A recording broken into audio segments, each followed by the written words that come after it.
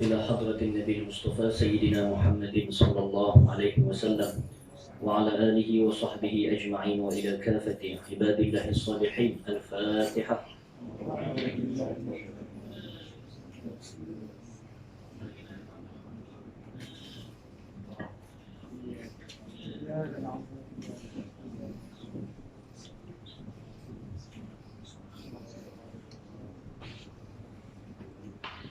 Assalamualaikum warahmatullahi wabarakatuh. Innal hamdalillah nahmaduhu wa nasta'inuhu wa nastaghfiruh wa natubu ila Allah wa na'udzu billahi min shururi anfusina wa min sayyiati a'malina. May yahdihillahu fala mudilla lahu wa may yudlilhu fala hadiya lahu. Ashhadu an la ilaha illallah wahdahu la syarika lahu wa ashhadu anna sayyidana Muhammadan 'abduhu wa rasuluh sallallahu alaihi wasallam. اللهم صل على سيدنا محمد البرزخي بين الأحدية والواحدية وبين البطون والزهور سر التجلي الأعظم أحمد البداية والبشارة محمد النهاية والهداية محمود السيرة والسريرة مصطفى العناية والرعاية وعلى آله وسلم عدد كمالك وكما يليق بكماله. اللهم صل على سيدنا محمد الفاتح لما أغلق والخاتم لما سبق ناصر الحق بالحق والهادي إلى صراطك المستقيم وعلى آله حق قدره ومقداره العظيم. صلاة تفتح لنا بها أبواب الرضا والتيسير وتغلق بها عنا أبواب الشر والتعسير وتكون لنا وليا ونصيرا. أنت ولينا ومولانا فنعم المولى ونعم النصير. أما بعد, saya hormati kami imam serta pengurusi bagi surau kita ini, Ahli Jana Kuasa, surau serta hadirin dan juga hadirat yang dirahmati Allah Subhanahu wa taala. Terlebih dahulu sama-sama seperti biasa kita merafakkan setinggi-tinggi kesyukuran kehadrat Allah Subhanahu wa taala kerana dengan limpah kurnia serta keizinan daripada Allah dapat lagi kita bersama menunaikan solat fardu maghrib secara berjemaah, ibadat yang paling dituntut, yang paling diwajibkan oleh Allah Subhanahu wa taala, iaitu salat. Dan juga kita berzikir, berwirid serta kita gunakan nikmat yang Allah Taala berikan ini, nikmat masa lapang yang ada sementara menanti waktu Isya. Kita berada dalam majlis ilmu, majlis yang membincangkan tentang agama kita, yang membincangkan tentang hukum hakam, yang membincangkan tentang syariat Rasulullah sallallahu alaihi wasallam. Jadi kita bersyukur dengan semua nikmat dan kesempatan yang diberikan oleh Allah Subhanahu wa taala ini. Alhamdulillah.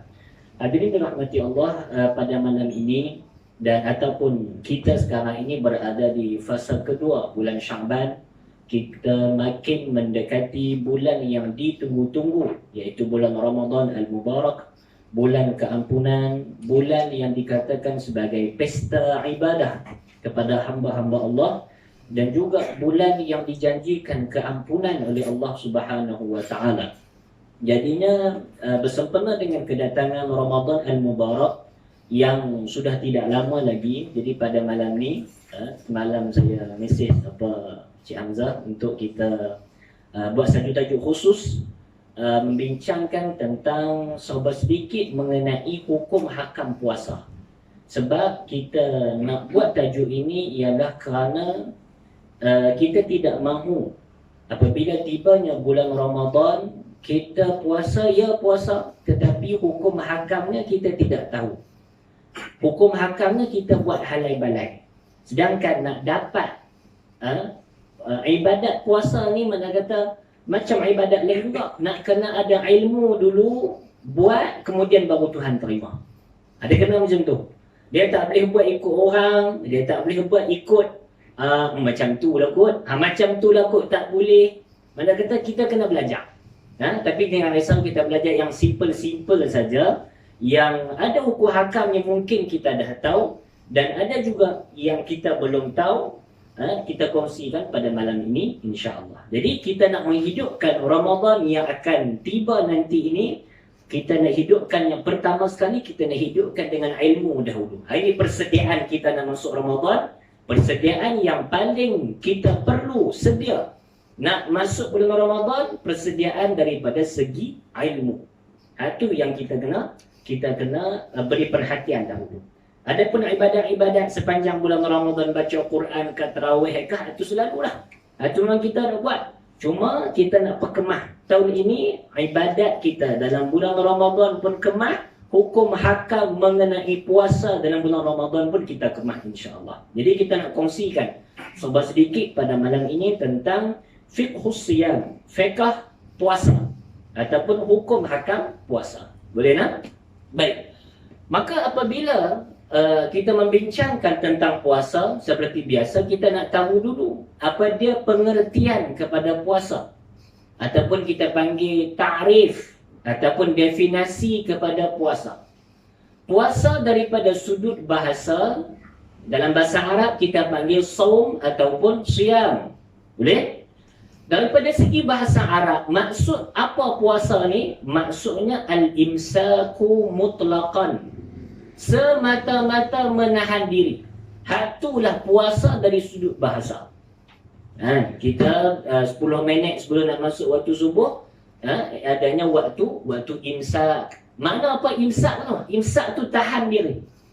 Mana imsak tu menahan diri. Jadi daripada segi bahasa, puasa itu diertikan sebagai menahan diri. Tak kira lah kamu tahan diri daripada makan minum, tahan diri daripada bercakap, tahan diri daripada membelanjakan harta dan uang yang ada. Semua itu kita panggil puasa daripada sudut bahasa.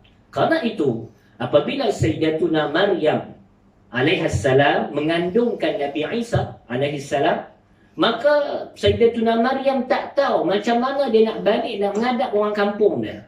Kerana dia ini seorang wanita yang bermaruah, yang mulia, daripada keturunan dan keluarga yang baik. Tiba-tiba dia mengandungkan seorang bayi sedangkan dia tidak berkahwin. Jadi orang akan tuduh dia berzina.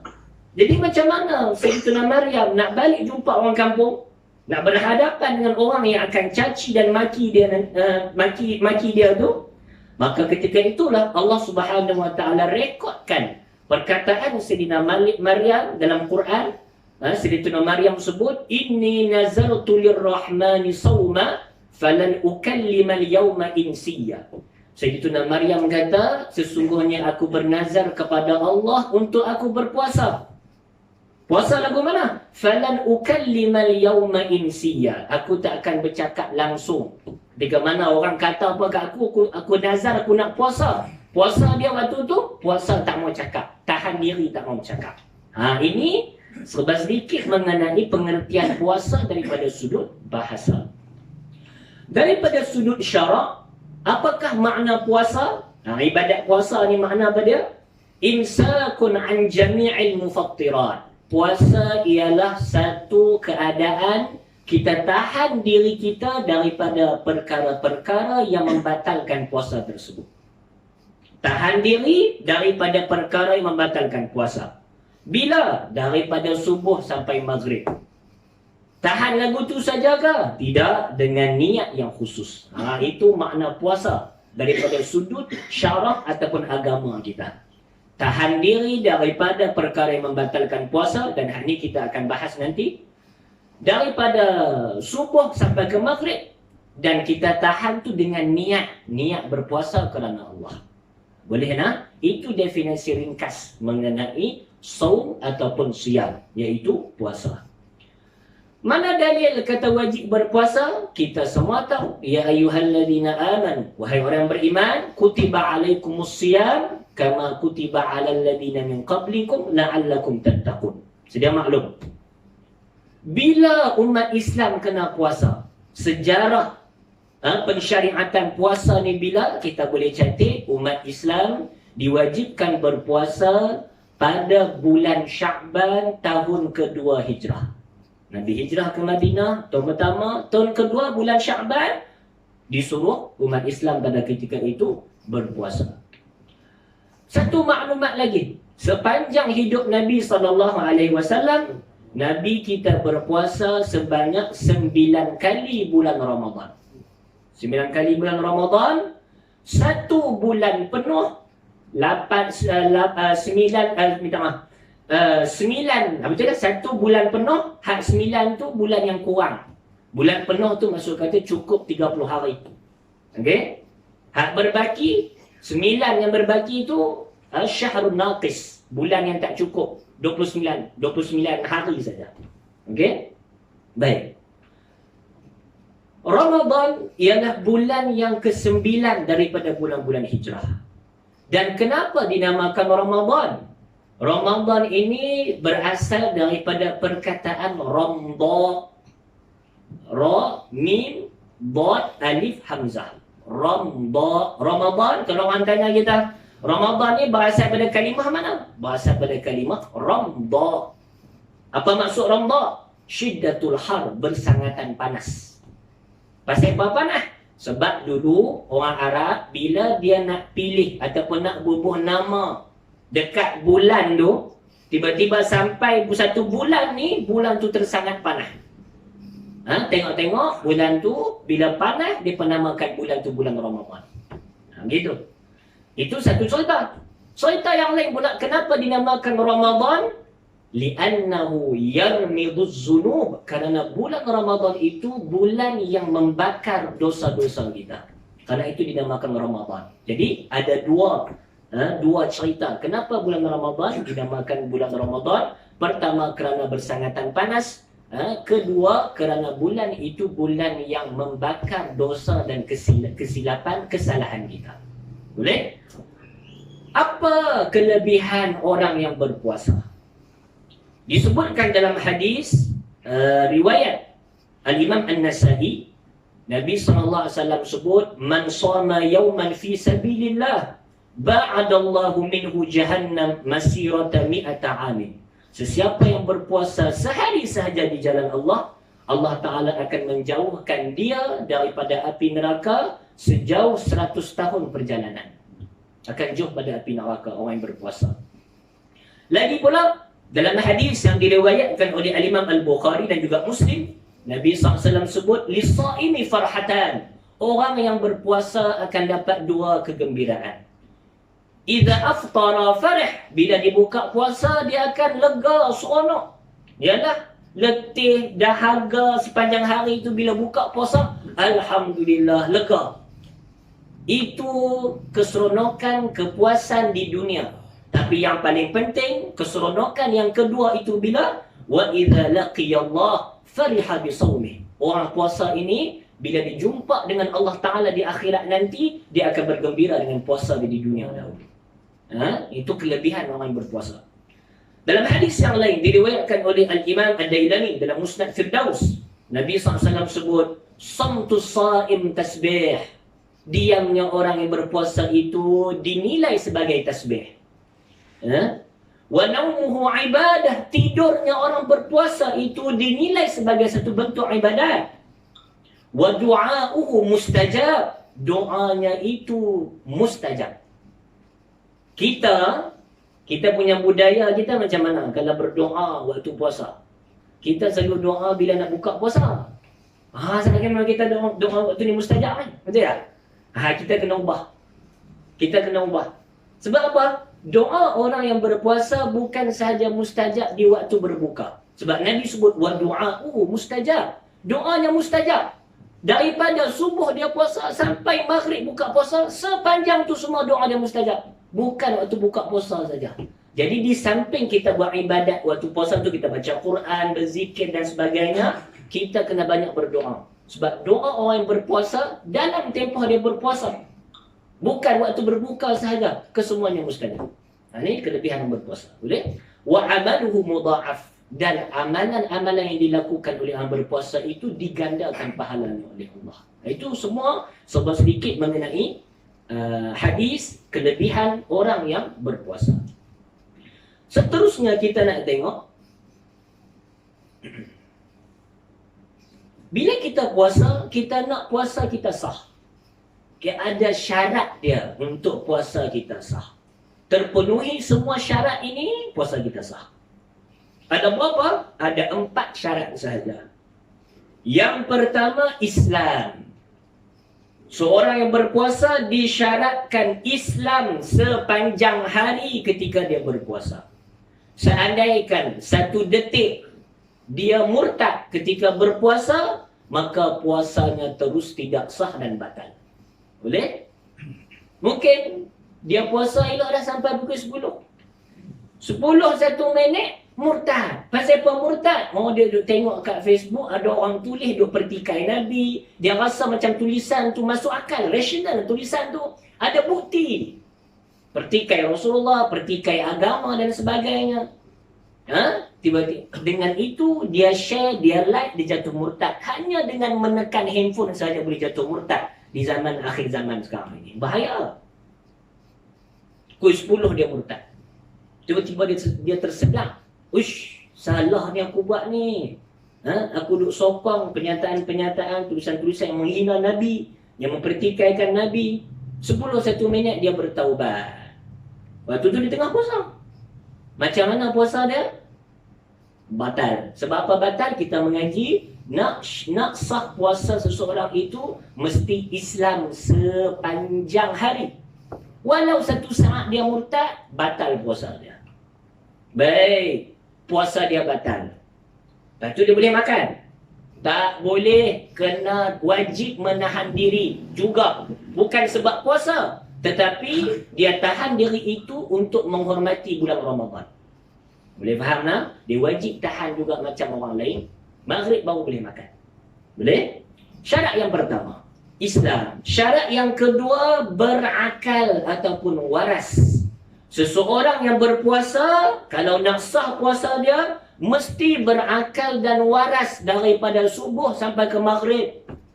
Seandainya 1 detik dia gila, maka puasa dia batal. Okey?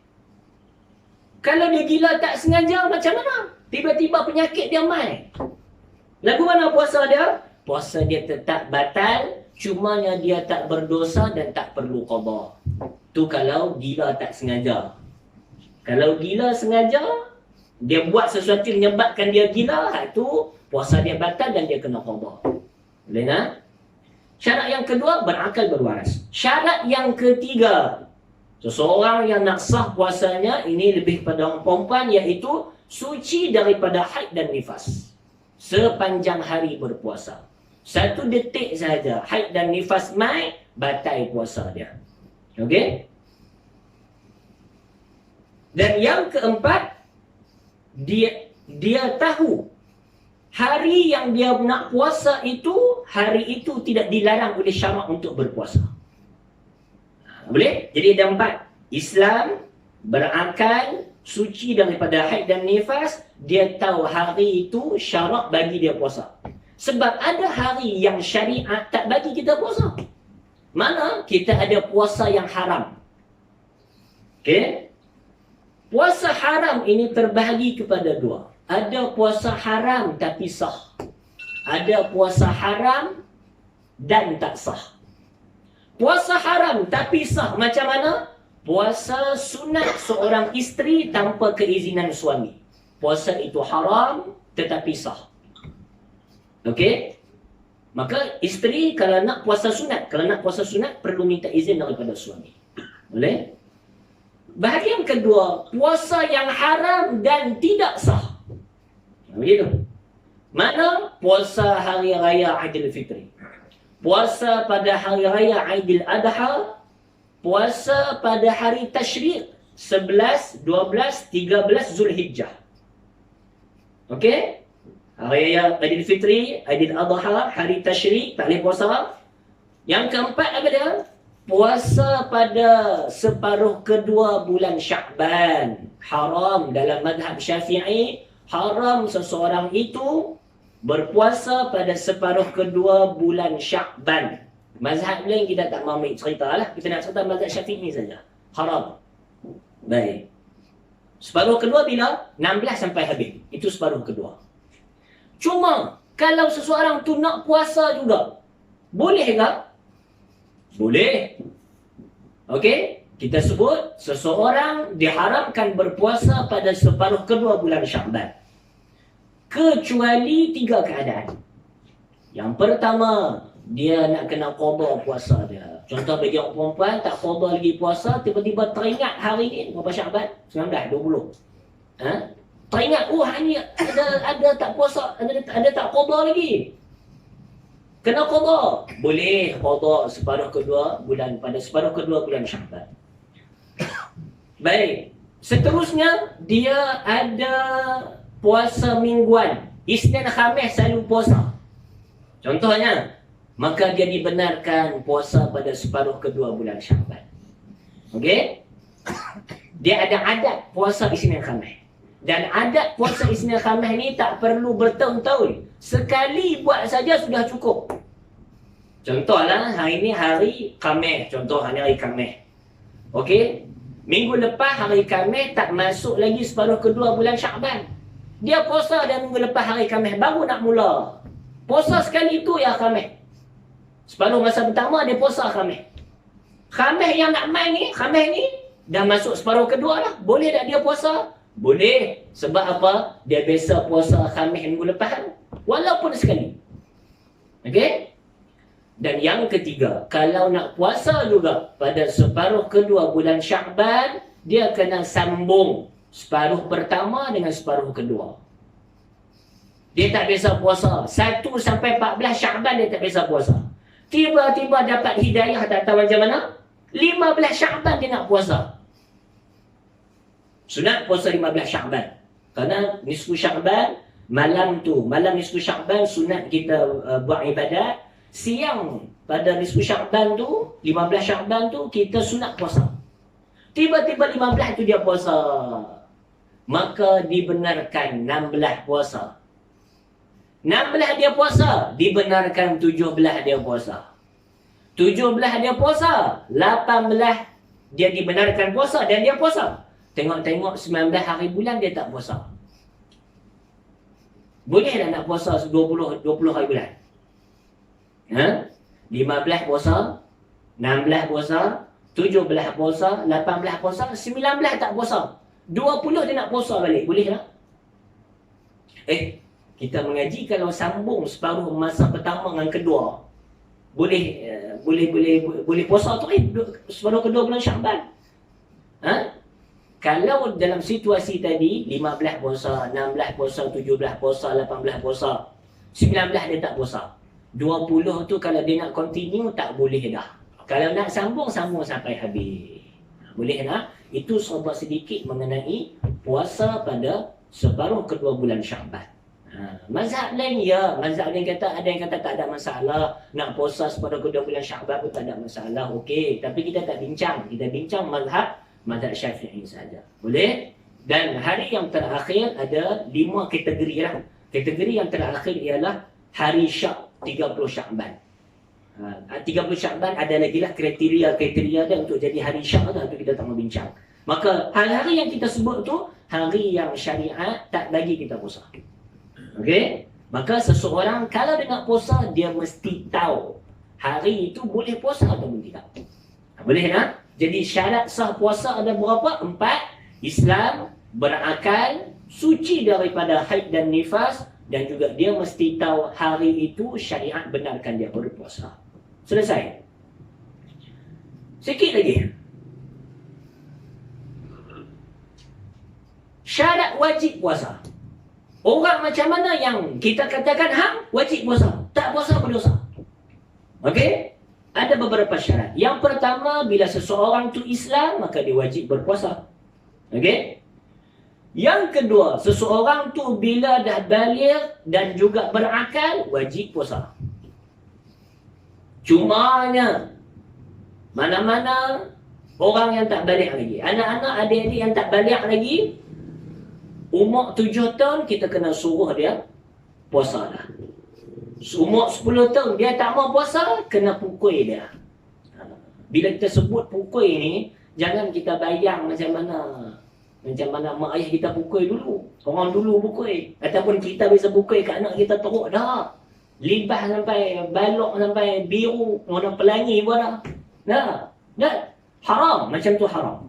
Yang disebutkan dalam kitab macam mana? Yang disebutkan dalam kitab, kalau umur 7 tahun, kalau dia tak mau semayang, umur dia 7 tahun, wajib suruh dia semayang, wajib suruh dia puasa. Segala kewajipan wajib suruh anak ketika berumur 7 tahun. Umur 10 tahun, kita suruh dia tak mau buat, dia tinggal. Maka dituntut kepada ibu dan ayah untuk pukul anak tersebut. Pukul ini macam mana? Ulama kata, darbun ghairu mubarrih. Pukulan yang tak meninggalkan bekas. Macam mana? Ulama sebut, ambil bandingan dia, ambil pen ataupun ambil kayu sugi, macam ni saja. Semayang. Macam tu saja. Kita, berapa tali pinggang dah putui. Hanger berapa kali patah dah. Berdosa tak tahulah. Macam tu. Kita tanya, nak jadi apa lagu tu? Dah, hak tu saja Islam bagi jadi hak tu ya. Tak boleh. Tak boleh lebih. Baik. Pukul banyak kali tak jalan juga. Macam kita sebut, macam tu ya. Mayang. Puasa. Awak tak puasa ni. Pukul banyak kali tak jalan dah. Agama suruh kita buat apa? Hawin. Agama suruh kita buat apa? Para ulama sebut, boleh kita buka dalam I'anatul Talibin dan sebagainya, kata, kalau pukul banyak kali tak jalan, jangan pukul dah. Jangan pukul dah. Dah tu buat apa? Nasihat sahaja. Dan banyakkan berdoa. Hak tu saja yang syariat benarkan kita sebagai ibu dan ayah, tuan-tuan lah, ibu dan ayah, untuk kalau nak pukul anak, macam tu saja. Tak lebih daripada yang kita duk buat tu tak boleh. Berdosa hukumnya. Sebab kita takut satu lagi boleh. Nabi SAW sebut apa? Al-insan bunyanu rabb. Manusia itu ciptaan Allah. Mal'unun man hadamaha. Dilaknat orang yang meruntuhkan ciptaan tersebut. Sama ada dia bunuh orang, ataupun kita takut juga bila kita terlebih pukul, ada kes mungkin menyebabkan kematian, kita dilaknat oleh Allah. Kita takut, kita tak mahu macam tu. Itu syariat takat tu saja. Pukul macam tu, banyak kali tak jalan, tinggal, nasihat, doa saja. Itu saja. Boleh tak? Baik, yang ketiga, syarat yang ketiga, al-itaqah. Al-itaqah ni pada dia mampu berpuasa. Mampu berpuasa. Maka seseorang tu kalau tak mampu puasa, contohnya seorang orang tua yang tak larat puasa dah, ataupun seorang yang ada sakit yang tak boleh yang tak ada harapan nak sembuh, tak wajib berpuasa.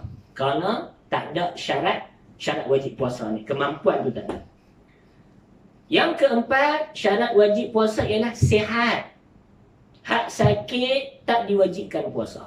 Tapi kena tengok juga, sakit lutut apa kena dengan perut. Jadi sakit macam mana yang tak boleh puasa ni?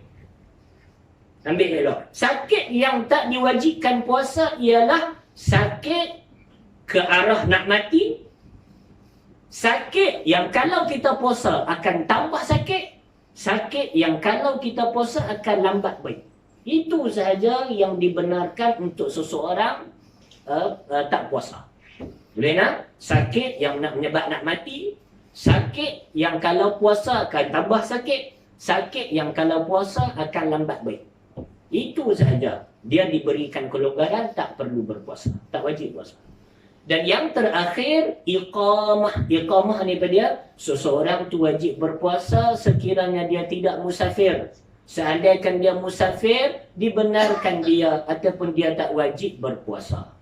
Tapi kita kena tengok, ada hak pasien sampai pukul 10 pagi dia puasa elok. Pukul 12 kena PKL. Oh, dia kata cantik. Pasal apa cantik? Terus penderah kereta dalam kereta tu, makan minum habis dalam kereta. Tak apa ke? Orang musafir tak wajib puasa. Pandai. Macam tu pula. Makan tu elok lagi. Makan minum elok lagi. Naik kereta terus perasap kacau. Terus kena rokok. Itu kacau. Salah. Lagu tu salah. Ambil hukum hakam ini elok. Orang yang musafir, dia tak wajib dia berpuasa. Okey? Sekiranya dia bermusafir sebelum subuh. Kita sembang ni mazhab Syafi'i. Mazhab lain tak pergi kat dia. Sebelum subuh. Seandainya seseorang itu bermusafir sebelum subuh, maka hari tersebut dia tak diwajibkan berpuasa. Boleh start kereta pukul 5.30, pergi mana sampai mana, sampai start pukul 6 dah. Jauh sikit lah, baik guru pukul 6.30. Waktu tu dah subuh dah, nak makan tak apa. Janji musafir sebelum subuh. Seandainya dia bermusafir selepas subuh dan dia itu berpuasa, wajib puasa. Tak larat semasa permusafiran baru dia buka puasa. Boleh faham tak? Okey. Dan musafir tu macam biasalah 2 marhalah dan ke atas. 82 km dan ke atas. Boleh faham? Baik, jadi syarat wajib puasa ada berapa? Ada 5. Syarat sah ada 4. Syarat wajib puasa ada 5. Apa dia syarat wajib puasa tu? Islam, baligh dan berakal, berkemampuan untuk berpuasa, sihat dan juga tidak bermusafir. Islam, baligh dan berakal, berkemampuan, sihat dan tidak bermusafir. Boleh tak? Baik. Rukun puasa ada 2 sahaja. Niat dan meninggalkan perkara yang membatalkan puasa. Sembahyang ada 13 rukun, puasa ada 2 rukun saja. Niat dan meninggalkan perkara yang membatalkan puasa. Niat, puasa wajib kena niat, puasa sunat pun kena niat. Cumanya puasa wajib kita mesti niat pada waktu malam. Sementara puasa sunat waktunya ialah pada waktu malam sehinggalah sebelum zuhur keesokan harinya. Boleh? Puasa wajib niat waktu malam. Malam ni bila? Malam, masuk maghrib. Contoh hari ni, tadi maghrib tadi. Maghrib tadi malam dah. Kita kadang-kadang terlupa niat. Bila terlupa niat, apatah lagi terlupa niat macam mana? Yalah, dah terawih 20 rakaat letih apa-apa tu, kena more, sedap. Balik lena lagu tu lah. Tak niat pun. Lupa. Jadi macam mana nak elak lupa ni? Itu kata bekas Mufti Mesir Dr. Ali Jumaah. Apa dia? Waktu kita buka puasa tu. Allahumma laka sumtu wa bika amantu sampai habis tu. Lah tu tuqid nawaitu sawma ghadin an adai fardi syahr Ramadan hazi sanati lillahi ta'ala. Ini kita boleh ubah sikit supaya kita tak lupa untuk niat puasa. Lepas dia baca doa buka puasa tu, tuqid nawaitu sawma ghadin. Kita tak akan lupa dah insya-Allah. Boleh dalam macam tu, tak ada masalah. Okey? Mazhab Syafi'i wajib niat tiap-tiap malam. Dan disunatkan juga bagi kita, walaupun mazhab Syafi'i, sunat juga kita pada malam pertama tu terus kita niat sebulan terus bulan puasa. Ya, supaya kita tak lupa niat lah. Kita itu ikut mazhab Maliki, tak ada masalah. Boleh? Ada pun puasa sunat, ya wajib juga niat. Cuma waktu dia panjang lagi. Malam sampailah sebelum zuhur keesokan harinya. Esok nak puasa sunat. Malam ni tak niat lagi. Pukul 12.30 pergi. Pukul 12.30 tengah hari esok boleh lagi niat. Tak apa. Puasa sunat tak ada masalah. Okey? Boleh tak? Kemudian, itu yang pertama, rukun yang pertama iaitu niat. Niat, sependek-pendek niat untuk puasa wajib macam mana? Nawaitu sawma Ramadan. Itu saja. Sependek-pendek niat. Sahaja aku berpuasa bulan Ramadan. Selesai. Okey? Baik. Panjang macam lagu Raihan tu lah. Tuan. Baik nak? Kita nak tengok sikit lagi yang masa yang ada. Hak ni penting. Hak tak dapat sebelum ni banyak sangat agak-agak. Hak tu tak apalah. Ni hak ni penting ni. Perkara yang membatalkan puasa. Hak ni kita kena tahu. Bila kita sembang perkara yang membatalkan puasa, kita kena sembang melalui 2 aspek. Aspek yang pertama, ada perbuatan yang membatalkan pahala puasa. Tapi puasa dia sah. Hal ni Nabi sebut ni. Kam min sha'imin. Betapa banyaknya orang yang berpuasa tak dapat apa-apa melainkan lapar dan dahaga saja. Sebab apa? Sebab dia tak ambil perhatian tentang perkara-perkara yang membatalkan pahala puasa tersebut. Penat-penat puasa 70 tahun dekat dunia ni hidup, balik di akhirat nanti haram tak ada pahala pada puasa kita. Sebab apa? Ada perkara yang membatalkan puasa, tapi yang membatalkan pahala puasa, tapi puasa kita sah. Itu yang pertama. yang membatalkan pahala puasa, tapi puasa sah. Aspek yang kedua, membatalkan puasa dan pahala puasa sekali. Okey? Kita nak tengok dulu perkara yang membatalkan pahala puasa. Tidak puasa. Apa dia? Yang pertama ialah al-ghibah. Ghibah. Ghibah ni apa dia? Kita sembang pasal seseorang yang kalau orang tu dengar kita sembang, dia tak suka. Walaupun benda tu betul. Contoh mudah. Duduk tengah sembahyang elok dalam surau ni. Ada seorang kawan kita, seorang ahli jemaah, dia nak bersila-bersila, tiba-tiba terselak, nampak ke paha. Jadi bila tu? Minggu lepas. Minggu ni, kita sembang kawan kita. Ingat man, waktu di kemarin, minggu lepas, dia terselak, nampak paha. Teruk nampak dia. Pula. Itulah ribah. Kita cakap pasal seseorang, dan orang yang, kalau orang tu dengar, dia tak suka. Agak-agak man, kalau dia dengar tu suka tak? Kita nak cakap pasal dia. Pasal paha dia terselak minggu lepas. Suka tak? Tak suka.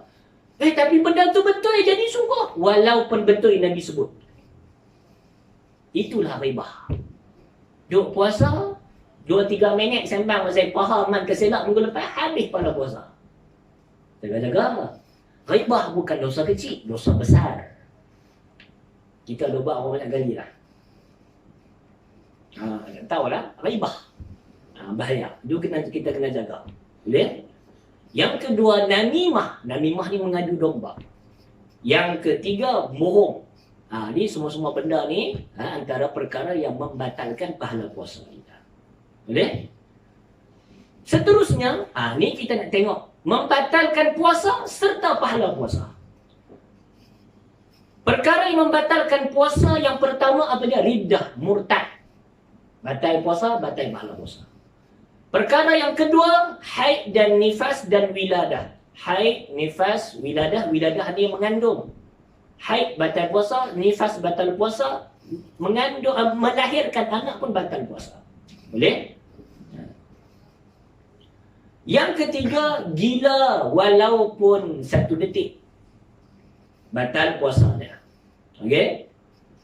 Yang keempat, pengsan dan mabuk sepanjang hari. Pengsan mabuk sepanjang hari. Kalaulah 1 detik dia tersedak balik, puasa dia sah. Yang nak batal macam mana? Seandainya dia pengsan ataupun mabuk sepanjang hari. Okey, seorang tu pengsan. Dia pengsan sat saja 15 minit, 20 minit, lepas tu jaga. Hari tu dia puasa. Sah tak puasa dia? Sah. Sebab kita mengaji yang membatalkan puasa ialah pengsan ataupun mabuk sepanjang hari. Kalau tak sepanjang hari, pengsan sat ya, no problem. Tak ada masalah. Yang kelima, perkara yang membatalkan puasa yang kelima ialah jima'. Jima' antara suami isteri di siang hari bulan Ramadan ataupun berjima' dengan binatang, batal juga pahala, batal juga puasa. Okey? Dan kita tak mau sembang lah, yang batal puasa sebab jima' ada kafarah uzma. Kena puasa dia bulan betul-betul semua tu. Tu kita tak mau sembang lah. Okey? Panjang ya. Hak keenam ni penting. Apa dia? Catik, masuk sesuatu ke dalam rongga melalui jalan yang terbuka. Tu, ambil tu. Ada 3 bahagian tu. Masuk sesuatu ke dalam rongga melalui jalan yang terbuka. Masuk sesuatu ke semua benda. Tak kira apa pun. Kecuali angin, udara, hak tu tak apa. Benda tu kecil, besar ke, keras ke, lembek ke, janji benda tu berjirim. Itu yang tak boleh. Okey? Masuk ke dalam rongga melalui jalan yang terbuka. Tu kena catat sikit. Jalan yang terbuka kena catat. Apa dia? Tubuh badan kita, semua lubang ialah jalan yang terbuka.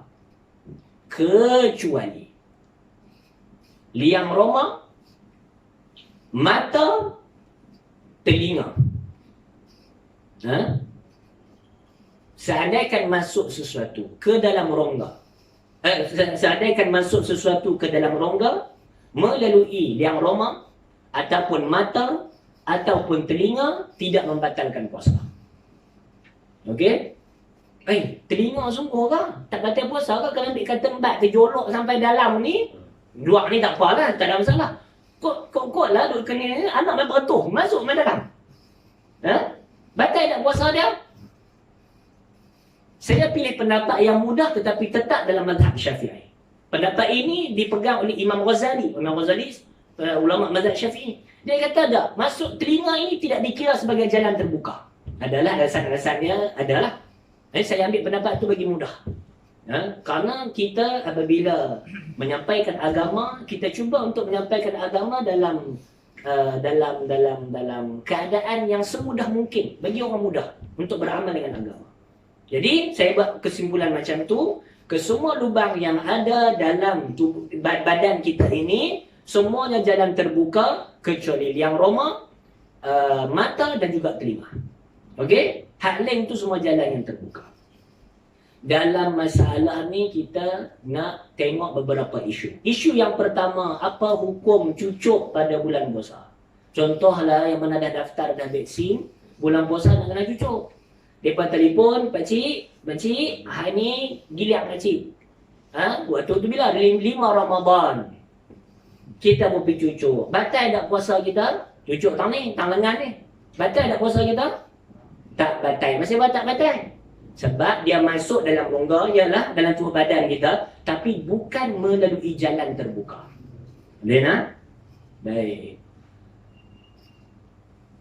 Tak apa, nak jadi cerita, bulan Ramadan kena buat swab test tu.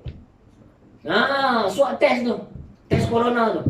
Mereka masuk kayu uji tu dalam hidung, ataupun ke dalam bengkong kita ni. Batal ataupun tidak puasa kita? Batal. Sebab apa batal? Masuk sesuatu. Betul tak? Sesuatu kayu tu ke dalam rongga. Ni paling dalam ni rongga lah ni. Bengkong rongga melalui jalan terbuka. Apa dia? Lubang hidung dengan mulut kita. Batal. Orang yang buat swab test sewaktu bulan puasa batal. Mengikut mazhab Syafi'i, dia perlu, biar batal dia boleh makan ke? Tak, kena tahan juga sampai maghrib.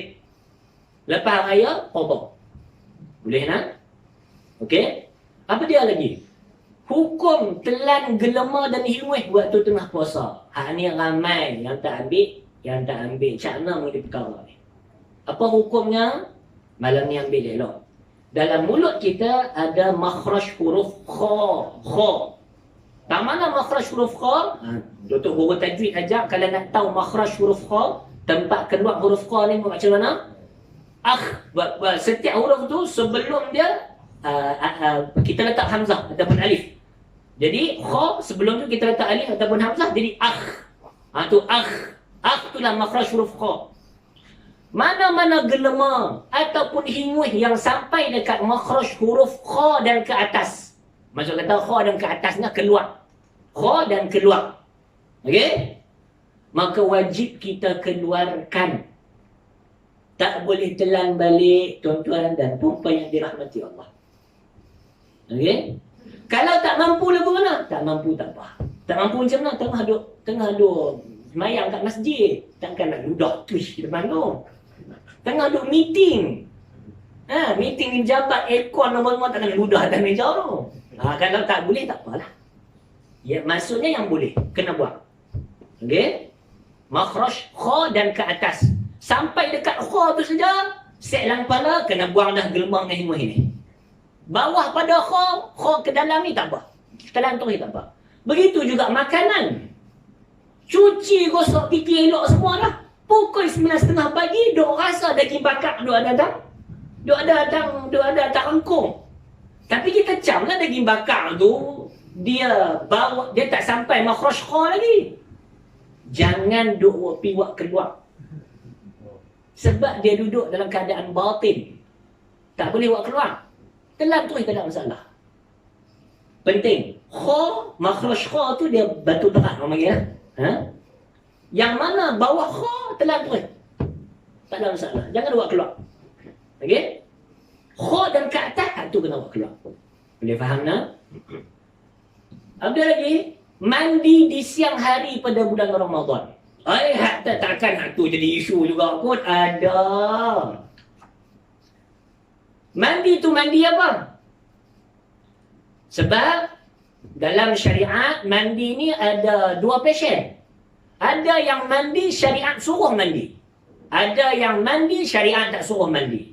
Contoh, mandi yang syariat suruh mandi apa dia? Mandi junub, mandi sunat. Sunat Jumaat contohnya. Mana-mana mandi wajib ataupun mandi sunat. Kita tengah mandi wajib, tengah mandi sunat, tiba-tiba air masuk dalam rongga badan kita. Kalau masuk telinga tak apa, masuk telinga tak apa. Kita ambil pendapat mudah, tak batal tak apa. Ni masuk ke hidung ataupun masuk ke mulut. Okey? Mandi apa tu? Mandi tu syariat suruh, mandi wajib ataupun mandi sunat. Masuk dengan tak sengaja. Sengaja ni semua batal. Okey? Ni tak sengaja ni. Tak sengaja macam mana? Tak apa. Kalau mandi tu mandi jenis syariat suruh, masuk air dengan tak sengaja, tak apa. Okey? Cuma jangan mandi berendam saja. Dia ada. Perbahasan tu ada. Jangan rendam saja. Mandi shower macam biasa. Awak pasal apa mandi rendam dan mandi shower? Saya pun tak tahu lama tulis macam tu. Saya sebut dah. Okey? Kedua, mandi tu syariat tak suruh. Hari ni hangat sungguh. Hari Jumaat pun bukan. Tak ada nak mandi sunat, tak nak mandi wajib pun tak ada. Saja nak mandi, nak bagi sejuk, nak bagi rasa segar sikit. Mandi jenis tu syariat tak suruh. Tu kita punya inisiatif sendiri. Masuk air tanpa sengaja. Tolak telinga lah. Telinga kita kata okey, no problem. Masuk air ke hidung, ke mulut. Batal tak puasa dia? Batal. Kena beza tu. Mandi tu syariat suruh ke ataupun tidak? Kalau syariat suruh, air masuk secara tak sengaja dan dia mandi dalam bukan dalam keadaan berendam, tak apa. Kalau mandi tu syariat tak suruh, masuk air, tak kira lah dia berendam, dia shower, buat macam mana pun, tetap batal. Beza tu dua mandi tu. Okey? Ada nak tanya apa tentang tu? Berkumur. Berkumur, kita kena tengok juga. Ada kumur yang syariat suruh, ada kumur yang syariat tak suruh. Kumur yang syariat suruh, kumur kali utama, kali kedua, kali ketiga. Hak ni kalau tertelan air, tak ada masalah. Dengan syarat, jangan lebih-lebih ketika kumur. Kumur biasa juga, selesai. Ni, tertelan. Kita panggil mubalawah, tertelan. Bila tertelan tu, walaupun syariat suruh, tapi hang sengaja bagi lebih. Hak tu batal. Okey? Syariat suruh kumur dan tiba-tiba masuk air dalam mulut kita dan kita tak melebih-lebih. Hak tu tak batal. Kalau melebih-lebih, walaupun syariat suruh, batal. Okey nak? Ada kumur yang syariat tak suruh. Sebagai contoh, kumur kali keempat ketika ambil sembahyang, syariat tak suruh. Okey? Tiba-tiba tertelan. Batal. Tak kira lah berlebih-lebih kan, tak biasa kan, batal. Boleh nak? Okey. Orang yang diuji dengan gusi berdarah waktu bulan puasa. Yang pertama, dan lagi ni, berapa hari, lambat nak masuk puasa. Pergi perbaik dulu. Gusi dia pergi elok. Tapi kalau ditakdirkan juga, dia darah, gusi pada bulan puasa, hak mana mampu dia kena buat. Ataupun, kita bagi mudah sajalah. Tak apalah, dimaafkan. Hak mana gusi darah ni, jenuh juga. Okay, nak? Baik.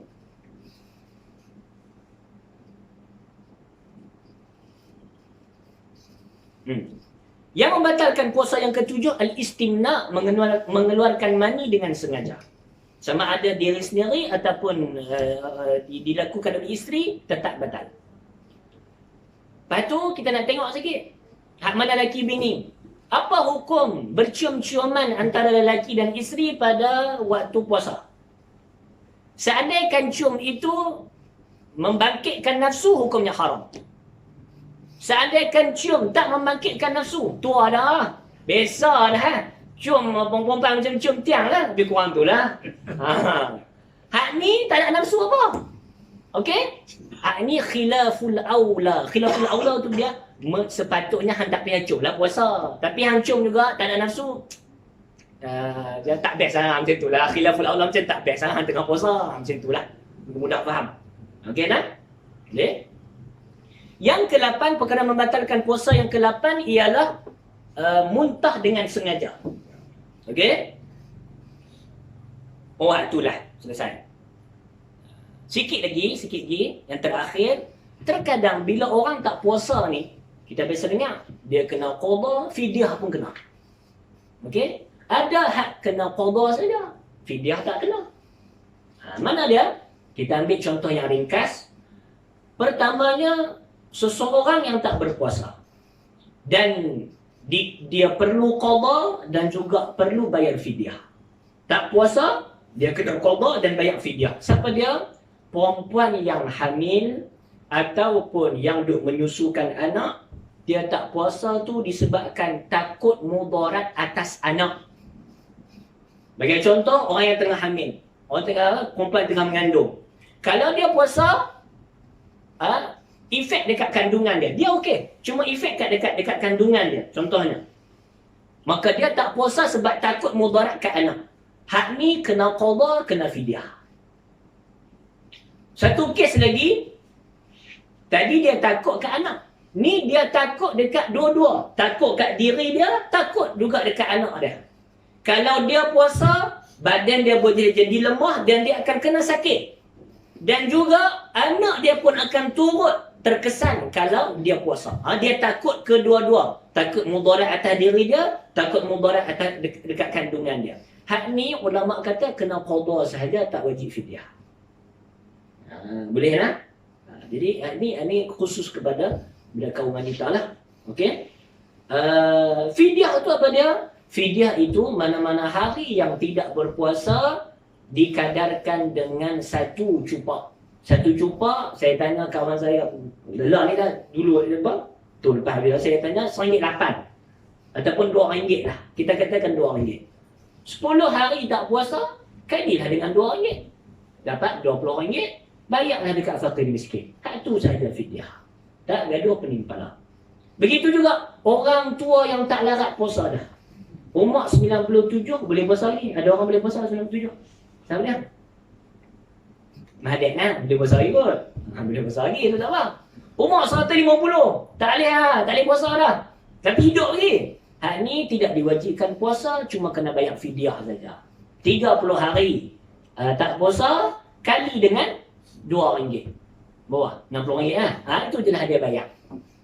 Itu adalah bayar kat fakir miskin. RM60. Itu sahaja. No? Jadi sekadar itu sahaja kot perkongsian kita pada malam ini tentang sabar sedikit mengenai hukum hakam puasa. Boleh nak? Ada apa nak tanya tak? Berus gigi kan? Berus gigi. Berus gigi pertamanya dia macam sugi lah. Kita tak berus gigi ataupun bersugi makruh untuk dilakukan selepas daripada zuhur. Sebelum tu tak apa. Cuma kena jaga-jaga jangan bagi tertelan. Saya tak pasti juga kalau tertelan juga waktu dia berus gigi pagi-pagi tu. Saya nak kena cek balik. So itu sama dia batal ataupun tidak. Keperluan ataupun tidak. Benda tu tak ada nak tanya. Nantilah saya balik nak, insya-Allah. Cuma makruh tu ialah mazhab Syafi'i berus gigi, sugi selepas pada zuhur makruh. Kalau pasang gigi palsu? Ya? Pasang gigi palsu. Pasang gigi palsu, no problem. Ya. Tak, kalau mandi kita dekat pukul kau pasal dalam pukul 7.25. Okey. Mandi di pukul 7. Tak. Tetap mandi tu mandi yang biasa lah. Mandi halus. Tak ada masalah. Cuma kena jaga jangan dia masuk saja. Itunya. Dan sebenarnya perkara sunat yang kita jarang buat apa dia? Mandi tiap-tiap malam pada bulan Ramadan. Bukan mandi sebelum. Mandi tiap-tiap bulan pada bulan Ramadan, hukumnya sunat. Lepas buka puasa mayang semua tu mandi dulu bulan Nabi Aisyah. Setiap malam sunat mandi. Yang mana sihat semua lah, yang mana orang tua tak peraya tu tak apalah kan, sejuk apa kan. Tapi sunat bagi yang okey, yang kuat, mandi sunat tiap-tiap malam pada bulan Ramadan. Okey. Apa dia? Belah. Bismillah.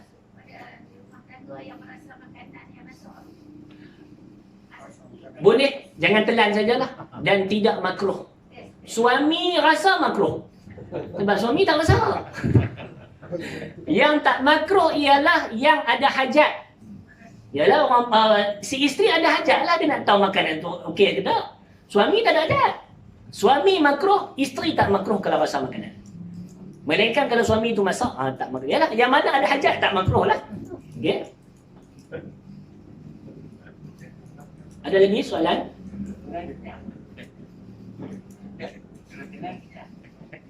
Jangan telan. Luah balik.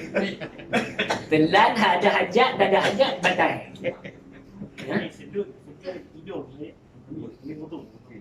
Sama juga macam kumuk tadi. Jangan melebih-lebih. Okey? Kalau sujud biasa tak apa. Okey? Mana-mana yang istinsyak, masuk air ke dalam hidung tu kita panggil istinsyak. Istinsyak ini kalau pada istinsyak itu disuruh oleh syariat. Bahasa pertama, istinsyak pertama, kedua, ketiga. Itu disuruh oleh syariat. Kalau air masuk dalam rongga, masuk bagi hidung ni, tak batal sekiranya tak berlebih-lebih istinsyak. Saja-saja panah hidung hari ni tak payah. Pibuh air. Termasuk batal. Sebab syariat tak suruh tu. Okey tak? Maksudnya insya tu boleh. Boleh, tapi jangan melebih-lebih. Biasa saja. Lebih ni macam mana? Dia rasa sampai ke sini ni. Rasa sampai naik tu. Pedih tu istinsyak yang melebih-lebih lah. Mubalarah. Kalau aku buat boleh. Boleh tak? Biasa-biasa saja. Ada lagi soalan?